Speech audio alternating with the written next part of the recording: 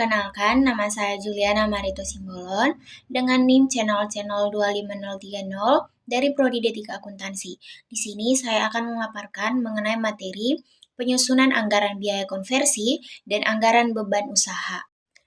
Penyusunan anggaran biaya tenaga kerja langsung. Tenaga kerja langsung adalah tenaga manusia yang bekerja langsung mengolah produk.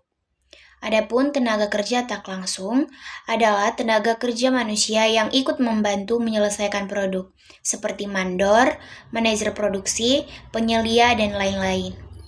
Upah untuk tenaga kerja langsung disebut biaya tenaga kerja langsung atau BTKL, sedangkan upah untuk tenaga kerja tak langsung disebut biaya tenaga kerja tak langsung atau BKTL. Biaya tenaga kerja tak langsung merupakan salah satu unsur dari biaya overhead pabrik atau BOP. Upah yang dibayarkan kepada tenaga kerja yang memelihara alat produksi termasuk unsur biaya pemeliharaan pabrik. Biaya pemeliharaan pabrik termasuk salah satu unsur BOP.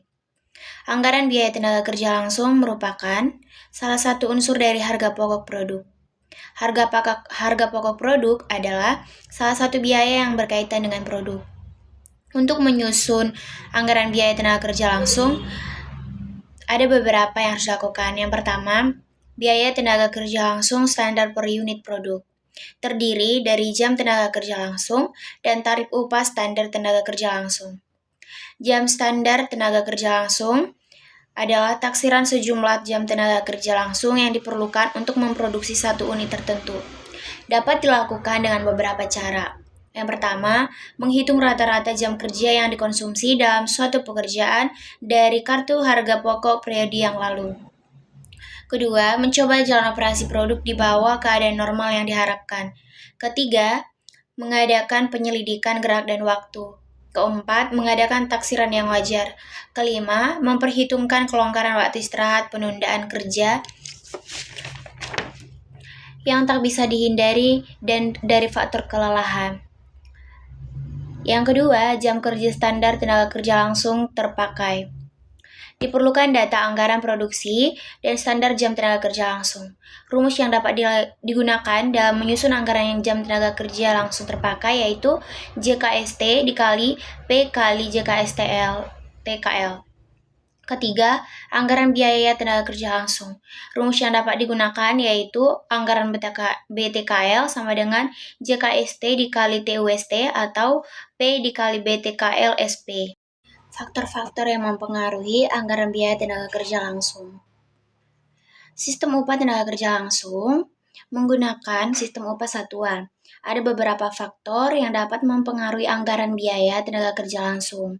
Yang pertama itu produk dianggarkan. Sebelum menyusun anggaran biaya tenaga kerja langsung, terlebih dahulu disusun anggaran produk. Semakin besar produk yang dianggarkan, semakin besar anggaran biaya tenaga kerja langsung dan sebaliknya. Kedua, standar jam kerja tenaga kerja langsung. Semakin tinggi standar jam tenaga kerja langsung yang ditentukan, semakin besar anggaran biaya tenaga kerja langsung yang diperlukan dan sebaliknya. Yang ketiga, standar tarif upah tenaga kerja langsung. Semakin tinggi standar tarif upah tenaga kerja langsung, semakin besar anggaran biaya kerja langsung dan sebaliknya. Beberapa manfaat anggaran biaya tenaga kerja langsung. Yang pertama, anggaran biaya tenaga kerja langsung bermanfaat untuk menentukan harga pokok produk dan besarnya biaya pabrik. Yang kedua, dengan diketahui anggaran biaya tenaga kerja langsung, dapat dianggarkan kas yang disediakan untuk membayar tenaga kerja langsung pada suatu periode tertentu sehingga produksi lancar. Penyusunan anggaran biaya overhead pabrik atau sering disebut BOP. BOP adalah biaya pabrik selain biaya bahan baku dan biaya tenaga kerja langsung. Biaya pabrik adalah biaya yang terjadi di pabrik periode. Periode ini meliputi biaya bahan baku, biaya tenaga kerja langsung, dan biaya overhead pabrik. Dalam BOP terdapat biaya variabel dan biaya tetap. Biaya overhead pabrik variabel adalah biaya overhead pabrik yang dipengaruhi oleh besar kecilnya volume kegiatan produksi.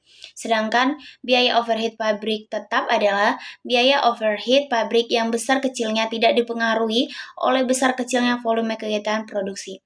Dengan demikian, yang termasuk unsur BOP, biaya bahan pembantu, biaya pernik atau supplies, biaya tenaga kerja tidak langsung, biaya pemeliharaan pabrik, biaya depresiasi pabrik, dan BOP lainnya. Tujuan dari penyusunan anggaran BOP: pertama, menentukan jumlah biaya pabrik, karena BOP termasuk unsur biaya pabrik.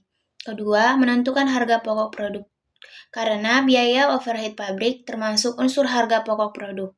Ketiga, menyiapkan pembayaran BOP tunai agar produksi lancar. Faktor-faktor yang mempengaruhi anggaran BOP. Pertama, biaya bahan pembantu besar kecilnya dipengaruhi anggaran produk dan harga bahan pembantu per unit.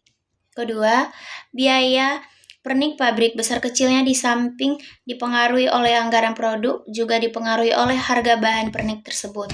Ketiga, biaya tenaga kerja tidak langsung, besar kecilnya dipengaruhi oleh upah yang ditentukan dan banyaknya tenaga kerja tidak langsung yang dipakai. Yang keempat, biaya pemeliharaan pabrik, besar kecilnya dipengaruhi oleh luas pabrik dan banyaknya alat pabrik yang digunakan serta banyaknya tenaga. Penyusunan anggaran beban usaha. Beban usaha adalah beban kegiatan pokok perusahaan yang tidak terjadi di pabrik, selain harga pokok penjualan atau cost of sales. Beban usaha terdiri dari beban penjualan, beban administrasi, dan umum. Beban penjualan adalah beban yang terjadi untuk kepentingan penjualan produk utama.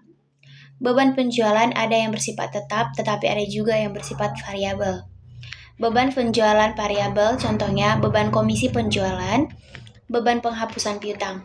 Beban penjualan variabel besar kecilnya dipengaruhi oleh kegiatan penjualan. Semakin banyak barang yang dijual, semakin besar beban penjualan variabel dan sebaliknya. Sedangkan beban penjualan tetap, contohnya beban depresiasi alat penjualan, beban penghapusan piutang, beban gaji pegawai tetap bagian penjualan, dan lain-lain. Beban penjualan semi variabel seperti beban promosi, penjualan, dan lain-lain. Beban administrasi dan umum adalah beban yang umumnya terjadi pada bagian personalia, bagian keuangan, dan bagian umum, seperti beban gaji pemimpin dan staf, beban depresiasi peralatan kantor, beban pernik kantor, beban pemeliharaan kantor, dan beban umum lainnya. Beban administrasi dan umum biasanya bersifat tetap. Penyusunan anggaran laba rugi. Anggaran induk terdiri atas anggaran operasional dan anggaran keuangan. Anggaran operasional disusun untuk menyusun anggaran laba rugi, sedangkan anggaran keuangan disusun untuk menyusun anggaran neraca. Beberapa perhitungan untuk menyusun anggaran laba rugi adalah: pertama, menghitung sediaan produk jadi akhir. Kedua, menghitung unit ekuivalen produk dengan metode masuk pertama keluar pertama atau MPTP. Rumusnya yaitu produk jadi ditambah ekuivalen PDP akhir dikurang ekuivalen PDP awal. Ketiga, menghitung biaya pabrik variabel. Keempat, menghitung sediaan dengan metode pengharga pokokan penuh atau PP dan pengharga pokokan variabel atau PV. Sediaan produk jadi awal, sediaan produk jadi akhir, sediaan produk dalam proses awal, sediaan produk dalam proses akhir. Dan yang terakhir, yang kelima, menyusun anggaran laba rugi. Kesimpulan yang dapat saya sampaikan pada pemaparan saya kali ini yaitu tenaga kerja langsung adalah tenaga yang terlibat langsung dalam produksi dengan biaya berupa upah berdasarkan unit atau jam kerja. Anggarannya dihitung dari jam kerja standar dikali tarif upah, yang dipengaruhi oleh jumlah produksi, waktu kerja, dan tarif upah. Biaya overhead pabrik merupakan biaya selain bahan baku dan tenaga kerja langsung. Dalam variabel costing dipisah menjadi tetap dan variabel, sedangkan full costing tidak. Beban penjualan mencakup biaya promosi dan distribusi, sedangkan beban administrasi meliputi biaya operasional seperti penyusutan. Anggaran operasional dan keuangan saling berkaitan dalam penyusunan laba dan rugi neraca. Baik, sekian pemaparan saya mengenai materi ini. Jika ada kesalahan kata, saya mohon maaf dan kiranya materi ini dapat berguna untuk kita. Terima kasih.